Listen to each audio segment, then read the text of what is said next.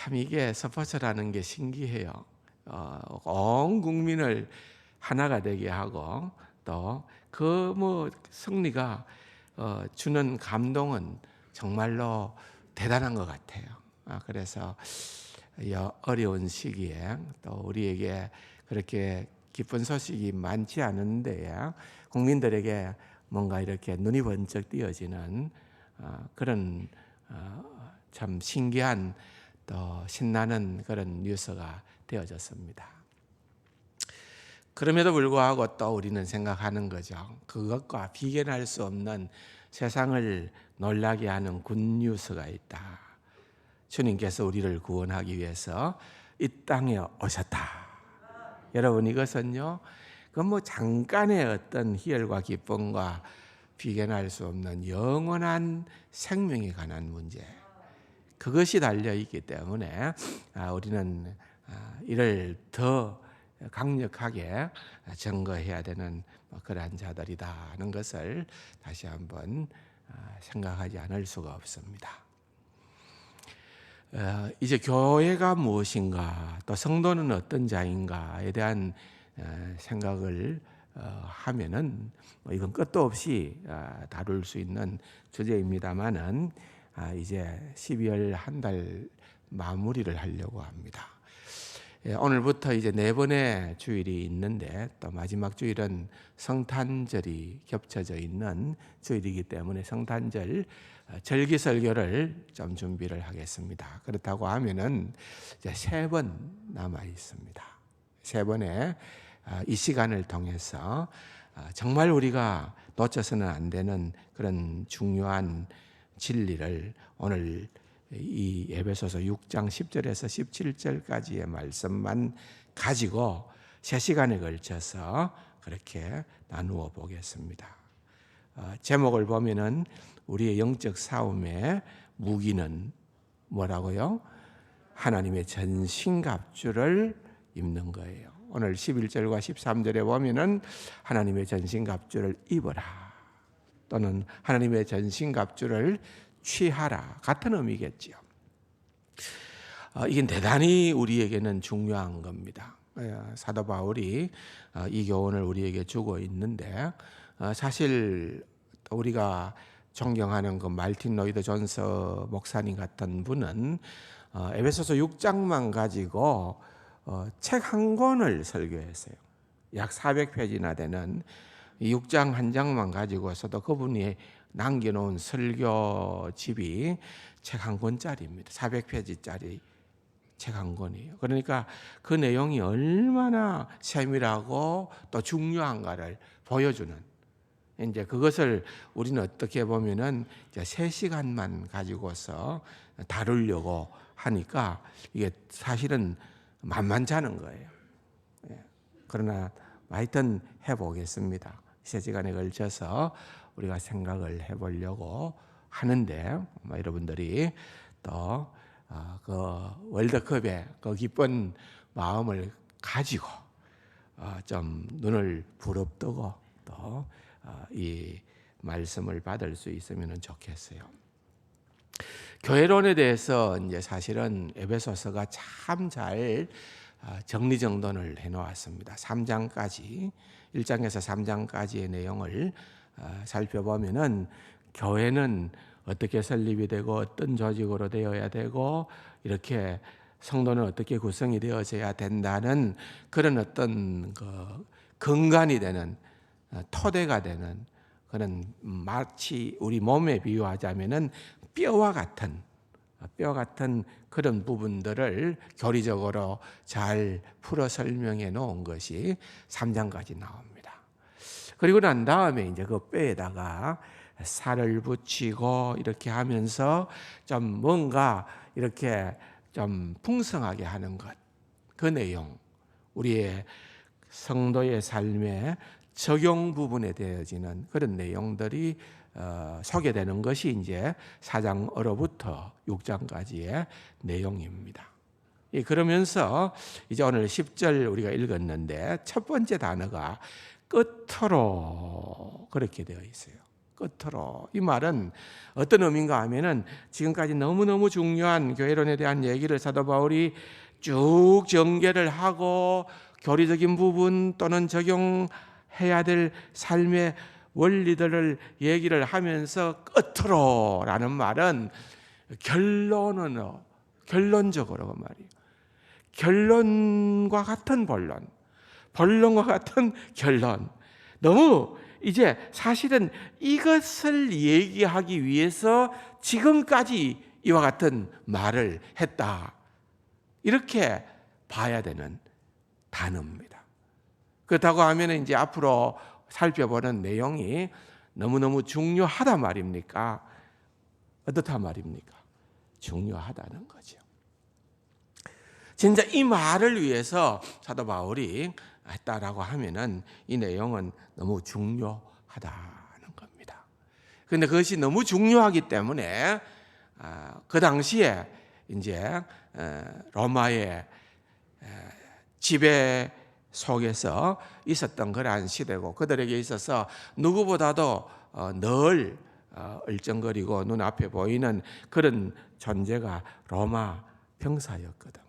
그러니까 그 로마 병사를 그렇게 좀 이렇게 차용해서 로마 병사의 그 어떤 복장들을 통해서 우리가 그리스도의 영적인 군사로서 어떠한 장비를, 어떠한 채비를 갖추고 있어야 되는가 하는 것을 사도 바울이 소개를 하고 있는 거예요. 우선 한번 그림을 보겠습니다. 내용은 이제 다음 시간에 살펴보겠습니다만은 여기에 보면은 딱 보면은 이제 로마 병정입니다. 로마 병정은 대체적으로 저런 모습입니다. 저렇게 위용을 과시하고 있는데 머리에는 뭡니까? 머리에는 구원의 투구를 썼다. 로마 군인이 서고 있는 저 투구, 그런 모자를 구원의 투구라고 그렇게 설명을 하고, 또 의의 흉배를, 가슴을 보호하고 어깨와 가슴을 보호하는 의의 흉배, 그리고 또 뭡니까? 또한 진리의 허리띠는 아랫부분 이 치마까지를 포함하는 그런 진리의 허리띠, 또 복음의 평안의 복음의 신, 군인들이기 때문에 신이 굉장히 중요하잖아요. 그래서 평안의 복음의 신이다 그렇게 얘기를 하고, 또 믿음의 방패. 로마 군인들은 두 가지 종류의 방패가 있었답니다. 전열을 대와 열을 이렇게 지키기 위해서, 수호하기 위해서 할 때에는 전신을 가리는 그런 어떤 큰 방패를 가지고 이렇게 버티었어요. 그러나 그거 말고 이제 주로 전투를 하면서 백병전을 하는, 직접 몸과 몸이 부딪혀서 싸울 때는 그렇게 큰 방패는 이거는 불편하잖아요. 그래서 저렇게 손방패를 딱 들고서 있는 거예요. 그러고 난 다음에 손에는 칼을 들고 있는 거죠. 그래서 성령의 검. 그래서 로마 군인들의 그 어떤 전투 태세, 그런 복장을 그대로 가지고 와서 우리가 영적 군사로서 우리가 어떠한 것들로 무장을 해야 되는가, 그 구체적인 설명과 내용은 다음 두 시간에 걸쳐서 또 말씀을 구체적으로 드리기로 하겠습니다만은, 어쨌든 이런 모양새를 갖추고 있는 거예요. 시대가 흐르면서 이제 군인들의 복장들은 보면은 좀 변천사가 있습니다. 또 그림을 하나 보여드리겠습니다. 이 그림은요, 그 나폴레옹의 마지막 전투라고 할 수 있는 그 워털루 전투에서 이제 프랑스군과 영국군이 그런 대오를 정리해서 한판 붙는 그런 그 혈전이었지요. 근데 이제 뭐 여러분들에게 잘 보이실런지는 모르겠습니다만은 이때 병사들의 복장은 색깔이었어요. 색깔. 한쪽은 보니까 아주 푸른 색깔, 한쪽은 보면은 아주 붉은 색깔. 그래가지고서 이런 어떤 색깔이 주는 위압감, 이런 것들이 있어요. 그래서 무기도 중요하지만 저 당시에 뭐 무기가 그렇게 정교하거나 총들이 뭐 그냥 아주 소민은 백발백중 맞는 그런 무기가 아니라 오히려 뭐 그냥 어떤 의미에서는 그냥 위협용일 수도 있었을 거예요. 그럼에도 불구하고 심리적으로 우리가 강하다, 우리가 우위에 있다, 우리가 많다 할 때는 제일 중요한 거는 수적인 그런 어떤 우세가 중요했습니다. 그러니까 좀 더 같더라도 많이 보일 수 있도록, 우리 많아 보일 수 있도록 그렇게 하면은 이제 색깔로 막 이렇게 붙이는 거예요. 강함을 드러내는 거예요. 이번에 월드컵에 보면은 우리 응원단이 뭡니까? 별명이 붉은 악마입니다. 한번 볼까요? 붉은 악마입니다. 그러니까 정말 대단하죠. 저 카타르까지 그 월드컵 응원하러 간 게 얼마나 대단합니까? 그런데 이제 붉은 악마, 빨간색 옷을 입고 막 그냥 하면은 좀 숫자가 적더라도 확 이렇게 많아 보이고 뭔가 이렇게 힘이 있어 보이고 그런 것 같아요. 근데 이제 현대전으로 이렇게 넘어오면서는 이제 그런 것보다도 왜 월남전 같은 데에서는 전투가 굉장히 치열했잖아요. 강장로님, 그죠?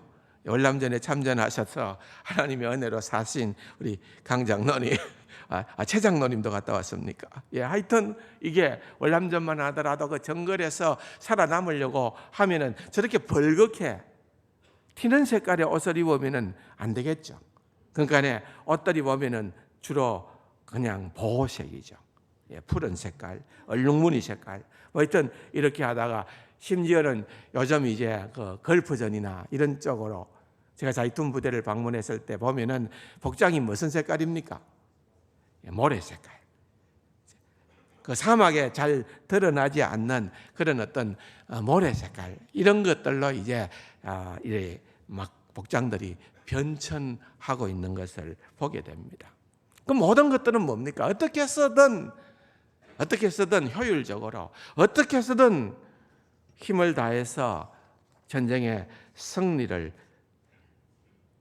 갖추겠다는 거예요. 그래서 오늘 본문에도 보면은 그런 내용이에요. 알고 보면은 하나님의 전신갑주를 입어라. 내가 무장하고 내 실력, 내 능력, 내 기술로 어떻게 하는 것이 아니라 하나님이 주시는 하나님의 전신갑주, 그걸 우리가 입어야 되고 취해야 된다. 입는다, 취한다는 말은 이건 뭘까요? 뭔가 좀 능수능란하게 다룰 줄 알아야 되는 거예요. 처음에 여러분 군에 입대하면은 뭐 줍니까? 총 줍니다. 총. 처음으로 총 주면은 맨날 밤마다 하는 게 뭡니까?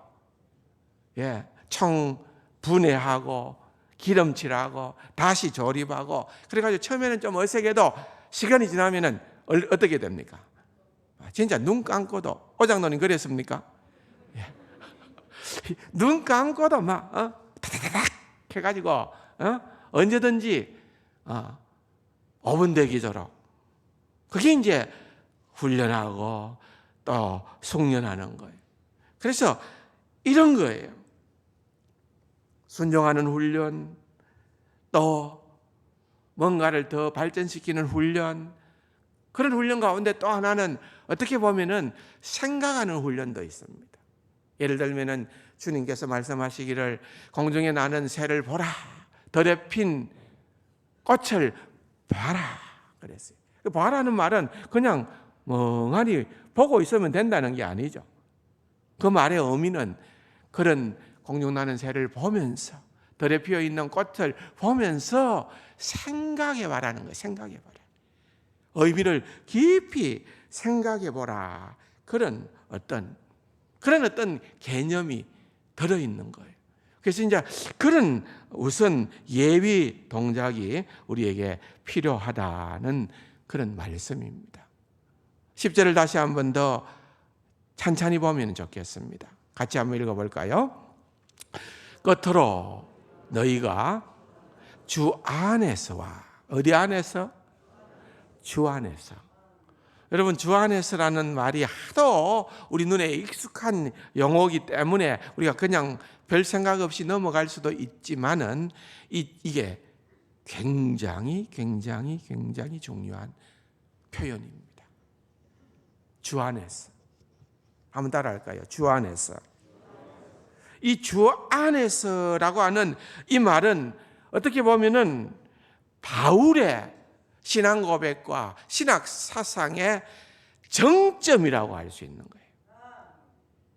이걸 빼고는 여러분 바울 서신을 읽어낼 수가 없어요. 신약 성경에 나타나는 모든 바울 서신에서 바울이 드러내고 있는 것은 주 안에서. 엔큐리오라는 말인데 그 큐리오, 주님이라는 그 말은 크리스토스라는 말이에요. 그리스도라는 말이에요. 그리스도 안에서, 주 안에서 그 말인 것입니다. 여러분, 이 말을 얼마나 잘 묵상하는지 모르겠습니다. 아마도 우리가 신약성경에서 이 말의 의미를 좀 더 깊이 생각을 하기 위해서는 요한복음 15장 5절이 아주 적절한 표현입니다. 나는 포도나무요. 누가 말씀하신 거예요? 우리 예수님께서. 나는 포도나무요. 너희는, 우리죠, 성도는 뭐라고요? 가지다. 그러니까 우리와 주님과의 관계를 뭐와 뭐의 관계로? 포도나무와 가지의 관계예요. 포도나무와 가지의 관계는 거예요. 그러면서 여러분, 이건 정말로 여러분, 포도나무에서 가지가 부러져서 떨어져 버리면은 그 가지는 아무런 생명력이 없는 거예요. 가지는 어떨 때 힘이 있는 거예요? 포도나무에 붙어 있어야 되는 거예요. 근데 이게 붙어 있는다는 이 표현이 단순히 위치적으로 붙어 있다는 그런 의미가 아니라 더 깊은 의미가 있다는 거예요. 이 붙어 있다는 말의 의미를 설명을 하면서 그가 내 안에, 내가 그 안에. 그런데 더 중요한 표현은 따라합시다. 거하면. 거한다는 말 무슨 말인지 아시죠? 그냥 붙어 있는 게 아니고 이 거한다라고 하는 이 말 속에서 우리가 연상할 수 있는 것은 뭡니까? 이것은 그 포도나무의 뿌리로부터 올라오는 그 엄청난 영양분, 자양분이 가지로 쭉쭉 공급이 되는. 그래서 이것이 가지가 열매를 맺을 수 있는, 그렇게 교통하는 것, 그렇게 친밀한 교제가 형성되는 것, 이게 거한다는 것, 거한다는 것. 그냥 붙어서 아무것도 아니더라, 어떠한 역사도 없었더라, 아무런 열매도 없었더라, 이게 아니라는 거예요. 열매는 내가 맺는 거 아니에요. 열매는 가지가 맺는 거 아니에요.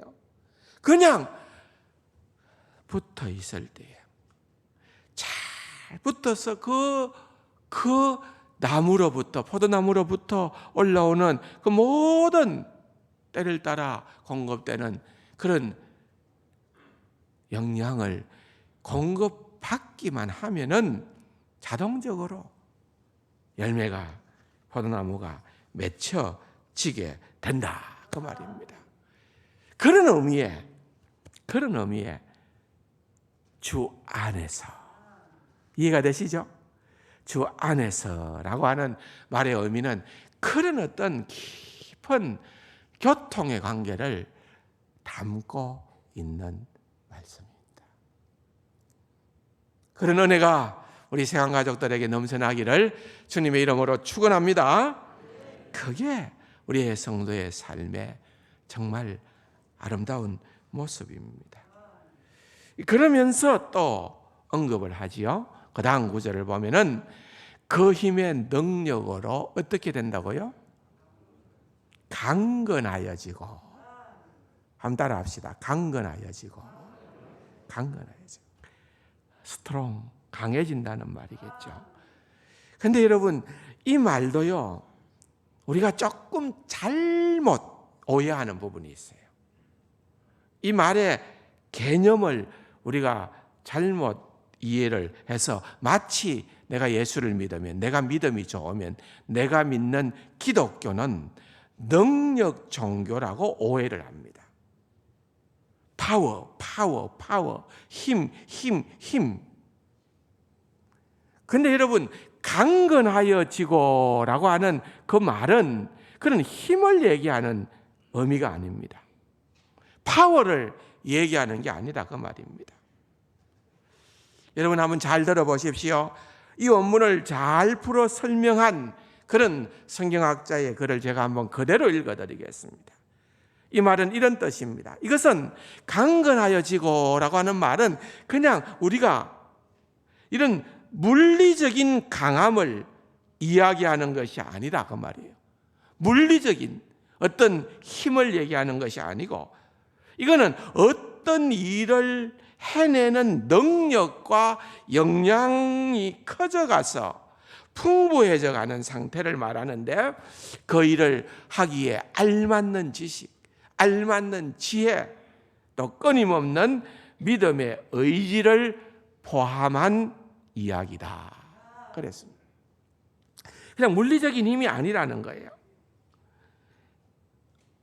어떤 일을 해내는 능력과 역량이 커지고 풍부해지는 상태를 일컫는데 그 내용은 알맞는 지식과 지혜 그리고 그 목적을 향해 가고자 하는 끊임없는 믿음의 의지를 의미하는 거예요. 왜 이게 중요한가 하면은 여러분 제가 자주 말씀을 드렸습니다만 그 당시 예수님 당시에 로마가 지배하던 그 당시에는 여러분 절대선은 강함이었습니다. 힘의 논리가 지배하는 힘 있으면 선이고 힘 있으면 정이고 강한 자는 무조건 옳고 그게 로마 시대에 가졌던 정신세계를 지배했던 그러한 철학이었습니다. 그런데 그와 같은 세상에 우리 주님께서 오셔서 말씀하시기를 나는 섬김을 받으러 온 것이 아니고 섬기려 왔다. 오히려 나는 많은 사람들의 대속물로 나를 주기 위해서 이 땅에 왔다.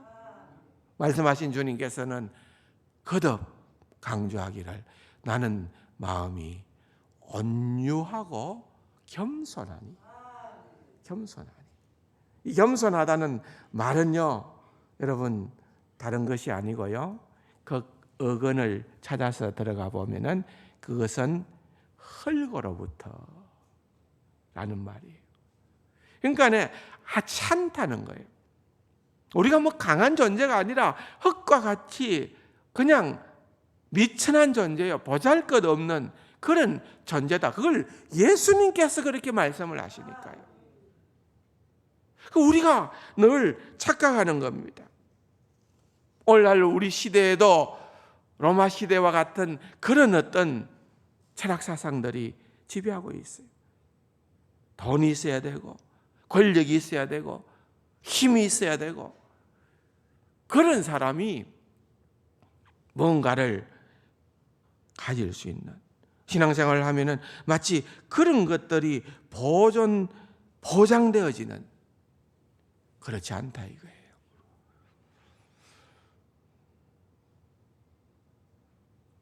주님 앞에서 주 안에서 그분이 주시는 능력으로 강건하여지고 라는 말은 내면의 깊이와 성장과 성숙을 의미하는 거예요. 굉장히 중요한 겁니다. 앞으로 남은 두 주간에 걸쳐서 살펴볼 그 설명의 중요한 핵심 단어가 바로 이 강건하여지고 그 말입니다. 우리가 오해하는 것 가운데 하나는 믿음이 좋다는 것이 마치 외적인 것을 기준 삼는 경우가 많습니다.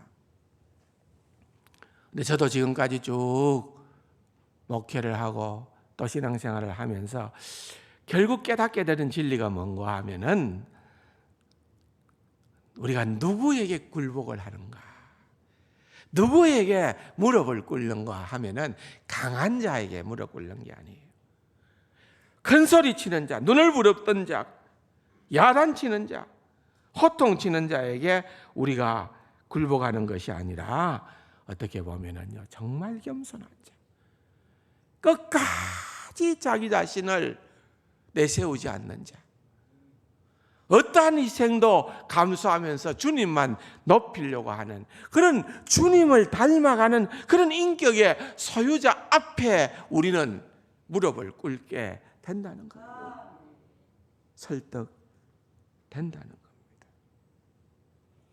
따라서 능력 종교라는 것은 결단코 이것은 주님이 말씀하시는 십자가가 이야기하는 그러한 가치나 성경이 말하는 덕목이 아니라는 것입니다.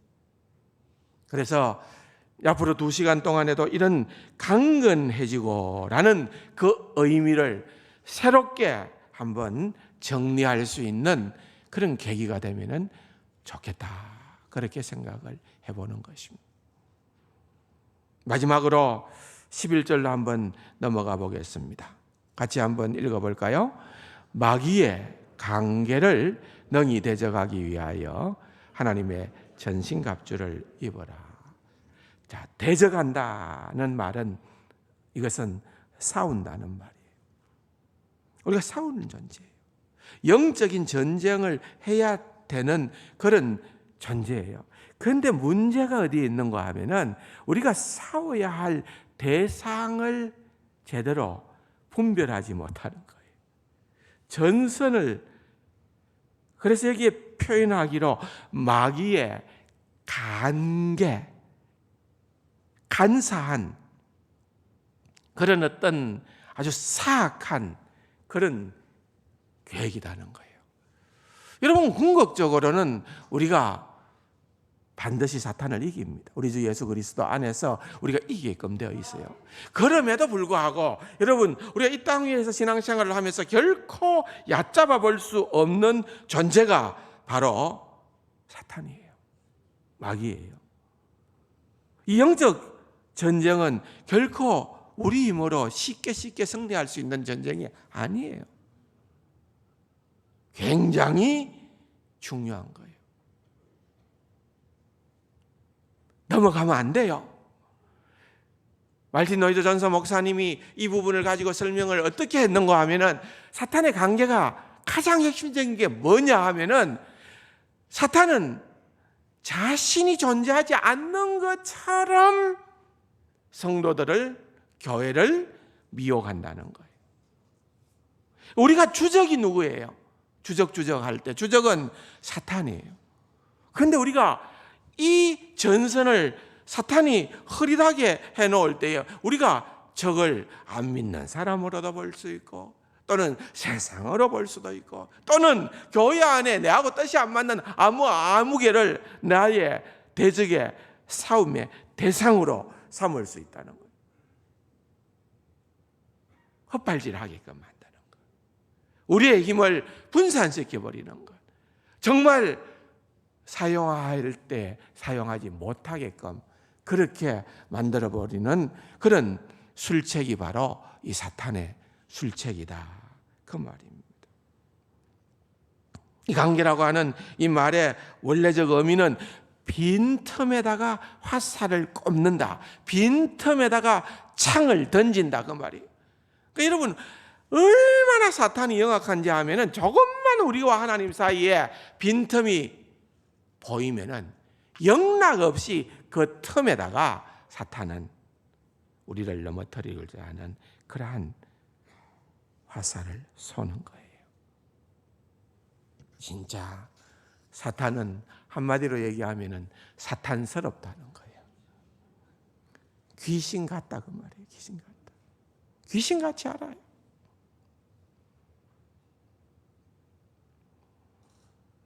그렇기 때문에 여러분, 이런 모든 것들을 이기기 위해서 오늘 본문에서 거듭 강조하는 것이 하나님의 전신갑주를 입어라. 입어야 되겠죠? 여러분, 이거 없이 우리가 어떻게 사탄과 전쟁할 수 있겠어요? 예. 하나님의 전신갑주를 취하라. 그것이 무엇인가? 기대하시기 바랍니다. 다음 시간에 걸쳐서 우리가 이 하나님 전신갑주, 사도 바울이 에베소서 6장에서 말하고 있는 이 내용들을 우리가 다시 한 번 더 살펴보므로 영적인 무장을 하는 귀하고 복된 우리 세관 가족들이 될 수 있기를 주님의 이름으로 축원합니다. 좋으신 아버지 하나님, 에베소서 6장에 우리에게 주시는 이 귀한 교훈을 가슴에 새기고 하나님의 전신갑주를 입고 믿음으로 승리하는 귀하고 복된 우리 세관 가족들 다 되게 하여 주옵소서. 존귀하신 예수님의 이름으로 감사기도 드립니다. 아멘.